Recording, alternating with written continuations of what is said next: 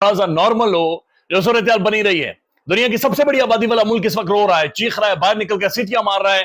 दिल्ली के अंदर रोला पड़ा हुआ है, मुंबई में रोला पड़ा हुआ है, महाराष्ट्र, पूरे इंडिया के अंदर इस वक्त रोला पड़ा हुआ है। लोग सड़कों पर आए हुए हैं, मनचले मोटरसाइकिल चला रहे हैं, गाड़ियां चला रहे हैं, हॉर्न बजा रहे हैं, इंडिया का झंडा लहरा रहा है, चक दे इंडिया, इंडियन तराने गाए जा रहे हैं, इंडियन गाने गाए जा रहे हैं और दुनिया भर में तो सेलिब्रेट किया जा रहा है। सबसे बड़ा डायस्पोरा है, लेकिन इंडिया के अंदर इस वक्त एक माहौल है जो कि बन गया है इंडिया। क्योंकि डेविड मिलर ने आते ही जब पांड्या को छक्का मारा था और वो कैच हो गया था, एक बड़ा जबरदस्त यादव ने कैच पकड़ा और हमने भी कहा यार कि ऐसा कोई कैच पकड़ा जाता है। एमन तो कह रही थी कि फाइनल में भी ऐसे मैचेस कैच पकड़े जाते हैं। तो इन्होंने जहां तक रोक सकते थे रोक लिया विराट कोहली को, जहां पर उन्होंने आउट किया एंड पे आके, फिर उसके बाद रन रोके हैं उन्होंने एंड पे। इसमें क्या बेहतरीन फाइनल हुआ है, क्रिकेट की तारीख का बेहतरीन फाइनल इसको कहेंगे तो गलत नहीं होगा।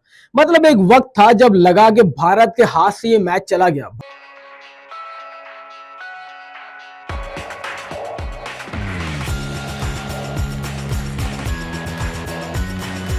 गवर्नमेंट आधी रात को हरकत में आ गई है, इंडियन पुलिस आधी रात को हरकत में आ गई है और ये लोगों को प्रोटेक्ट कर रही है, सिक्योर कर रही है। क्योंकि इंडिया के अंदर जो माहौल बन गया है वो देखने से ताल्लुक रखता है। सड़क के ऊपर मिलियंस में लोग इस वक्त मौजूद हैं, वो चीयर कर रहे हैं विराट कोहली को, वो चीयर कर रहे हैं शर्मा जी के बेटे को, रोहित शर्मा को।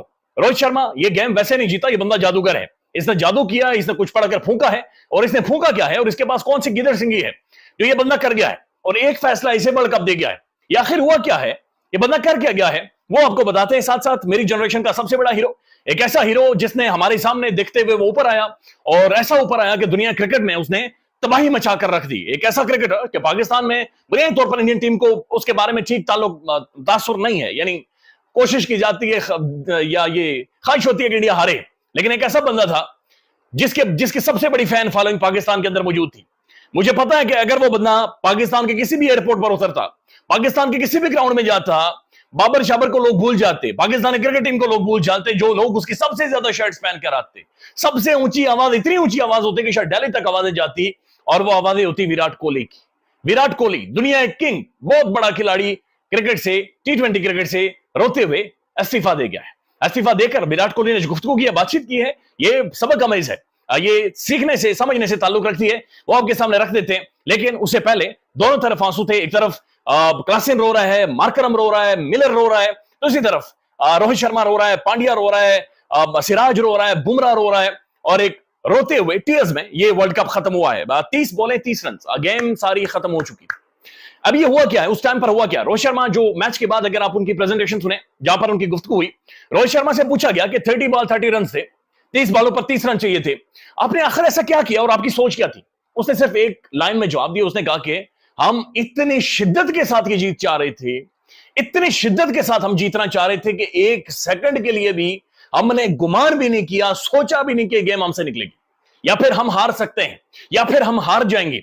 उस बंदे का यह कहना है कि इतनी शिद्दत के साथ। और फिर रोहित शर्मा ये बता रहा है अपनी प्रेजेंटेशन में, आप सुने, वो बता रही है कि असल में हुआ क्या है। उसने कहा कि ये आज के दिन की गेम नहीं है, ये पिछले जो हम 8-9 गेम्स लगातार जीते हैं और वर्ल्ड कप में अनडिफीट रहे हैं, ये सिर्फ ये वर्ल्ड कप या ये पिछले 1 महीने की गेम नहीं है। हम गुज़श्ता 4 से 5 सालों से इसके ऊपर मेहनत कर रहे हैं, day in and day out, day in and day out. और उसने कहा कि जो अपने ग्राउंड में देखा है ये तो कुछ भी नहीं है। अब बिहाइंड द सीन जो आपको नजर नहीं आया, और हमारी स्ट्रगल, हमारी कमिटमेंट, हमारी डिटर्मिनेशन, हमारी विल पावर, हमारा एटीट्यूड, हमारा एप्टीट्यूड, हमारा सेल्फ बिलीव, हमारा कॉन्फिडेंस, हमारी स्किल्स, हमारी डेटा एनालिसिस, हमारा गेम प्लान, गेम अवेयरनेस, ये सारी चीजें आप बिहाइंड द सीन देखें तो आपको समझ आएगा कि ये गुज़श्ता 4-5 सालों की, यानी कई 100 कई हजार घंटों की ये एक रियाजत है, कई हजार घंटों की ये मेहनत है जिसने आज हमें वर्ल्ड कप जिताया है। अब ये जादूगर है, ये बंदा जादूगर है रोहित शर्मा, ये आम बंदा नहीं है, ये आम सोच वाला खिलाड़ी नहीं, जादूगर है। अब इसके बाद जादू क्या है, अब ये बात ध्यान में रखें, 2-3 जगहों पर ये बंदा जादू कर गया। पाकिस्तान के खिलाफ ये बंदा मैच आ रहा था, इसने जादू कर दिया, गेम निकाल, 40 बॉले 40 रन, गेम निकाल गया। इंग्लैंड के खिलाफ ये बंदा मैच हारने वाला था, लेकिन ये जादू कर गया, गेम निकाल गया। आज वाले फाइनल वाले मैच में साउथ अफ्रीका के खिलाफ ठप्पा लग चुका था, यानी मैं गेम गई इंडिया से और ये सवाल ही नहीं पता होता यहां से चेंज हो। सोशल मीडिया उठाकर देख लें, यानी मैं देख रहा था इंडियन कमेंटेटर्स, उन्होंने बाकायदा पिच के ऊपर और अंपायर के ऊपर इल्जाम लगाने शुरू कर दिए थे। जो ही उन्हें बू आई ना हार की, उन्हें फौरी तौर पर अंपायर ये कर रहा है, पिच चेंज हो गई है, ये क्या हुआ, पिच का बिहेवियर चेंज हो चुका है। क्लासन जो कर रहा था वो मेरे ख्याल में कोई आउट ऑफ द वर्ल्ड था जो क्लासन ने गेम खेली। अब उस दौरान ये बंदा क्या करता है, ये बंदा बुमराह को लेकर आता है, ये बुमराह इसका असल जादू है, ये बुमराह इससे जादू करवाता है। रोहित शर्मा का अगर वाइड जादू है या वाइड एक अंडरस्टैंडिंग है तो वो सिर्फ जसप्रीत बुमराह को लेकर थी कि जनाब ये बंदा कर सकता। इसने पाकिस्तान के खिलाफ किया, इसने जनाब रिजवान को बोल्ड कर दिया और गेम लेकर गया। आज जब 30 बॉलों पर 30 रन चाहिए, जसप्रीत बुमराह 2 ओवर बाकी हैं, बॉल करने आता है, 2 ओवर्स में 6 रन और 1 विकेट ले गया। और ये सिर्फ विकेट नहीं लेता, ये सिर्फ बॉलिंग नहीं कर रहा था, ये जादू कर रहा था, ये मैजिक कर रहा था, ये खेल रहा था, ये बॉल के साथ बातें करवा रहा था। बॉल जो मिलर को अंदर और बाहर जा रही थी, वो बॉल बातें कर रही थी। ऐसा महसूस हो रहा था कि डायरेक्शन जिसके इशारों पर नाच रही है। ओवर तो सारे ही बचा लेते हैं, सारे ही अच्छी बॉलिंग कर लेते हैं।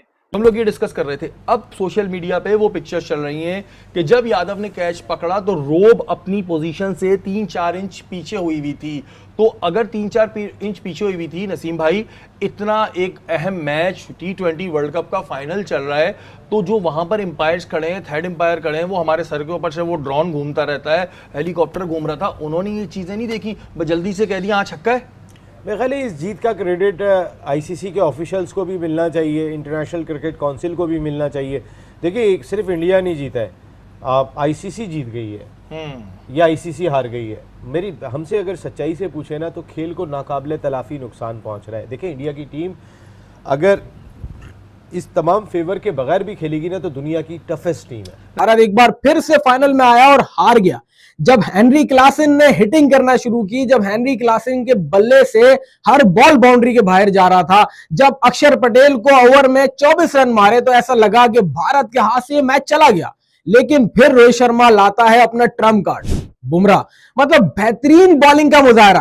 आप देखें कि डेथ ओवर में 2 रन बुमराह ने निकाल के दिए। इसका मतलब कि भारत को मैच में लाने वाला ही बुमराह। और जिस कदर बेहतरीन कप्तानी रोहित शर्मा की जानिब से की गई कि 3 फास्ट बॉलर के ओवर बचा के रखे, क्योंकि रोहित शर्मा को यह बात पता थी कि हेनरी क्लासन की जानिब से स्पिनर को अटैक किया जा रहा है। अफ्रीका ने बहुत अच्छी स्ट्रेटेजी की, क्योंकि पूरे ही वर्ल्ड कप में जब इंडिया ने बारबाडोस यानी वेस्ट इंडीज में खेलना शुरू किया, वेस्ट इंडीज के मुकामात पर खेलना शुरू किया, तो इंडिया के लिए सबसे ज्यादा कारामत उसके स्पिनर साबित हो रहे थे। कोई शक नहीं है, वरना ये 190 तक भी जा सकता था, जा सकते थे, कोई शक नहीं। और अगर स्कोर होते, आप देखें आखिरी ओवर में 15 ओवर तक 15 ओवर में 107 रन तक उन्होंने महदूद कर रखा था इंडिया को। इसी तरह पाकिस्तान के साथ ये सिचुएशन थी। ऑस्ट्रेलिया जो वर्ल्ड कप था उसमें पाकिस्तान इंडिया का जो मैच था उसमें हारिस पाकिस्तान टीम की जो बॉलिंग थी वो डोमिनेट कर रही थी, लेकिन विराट कोहली ने सेम जो बैटिंग है उसकी आज हाईलाइट देखने को मिली है जो पाकिस्तान के खिलाफ कर रहे थे। पहले स्लो में खेल रहे थे, 44 गेंदों पर 44 था, फिर उसके बाद उन्होंने जब 50 कर ली, फिर उसके बाद उन्होंने प्रेशर रिलीज करके दूसरी टीम पे प्रेशर डाला, जिससे स्कोर भी उनका बढ़ा। आप ये देखिए इतना बड़ा है कि उसकी सेंस, उसके जो नर्व्स हैं वो कितनी कंट्रोल्ड होंगी, उसके बस में होंगी कि वो जिधर चाहता था शॉट मारता था, और बड़े शॉट्स भी मारे। पहले आप वो देखेंगे जब वो 50 रन तक था तो चार चौके थे सिर्फ उसकी बैटिंग में, उसके रन्स पे 4 चौके थे। उसने सिंगल डबल से अपना प्रेशर रिलीज किया। अपनी जो कदम थे वो जमाए पिच में, और उसके बाद उसने लाठीचार्ज शुरू किया। यही बड़े प्लेयर की निशानी होती है, और यही मैं आप लोगों को काफी अरसे से हम लोग प्रोग्राम में भी डिस्कस कर रहे थे कि विराट कोहली एक ऐसा प्लेयर है जो बड़े मैच का बड़ा प्लेयर है। वो चाहे सेमीफाइनल में ना चले, अगर इंडिया फाइनल में पहुंची तो ये मैंने कहा था कि फाइनल में जरूर रन्स करेगा। तो आप देखिए उसके पास पेंडिंग थी, हर एक ने अपना अपना रोल जो है वो भरपूर तरीके से अदा किया है। जो अक्षर पटेल को उन्होंने पाकिस्तान के खिलाफ भी ऊपर भेजा था, यहाँ पर रोहित शर्मा की कप्तानी को दाद बनती है, जो उन्होंने बैटिंग जो है वो प्लेसमेंट की और उसके साथ साथ शफलिंग की, नंबर्स चेंज किए, कहां पर किसको भेजना है।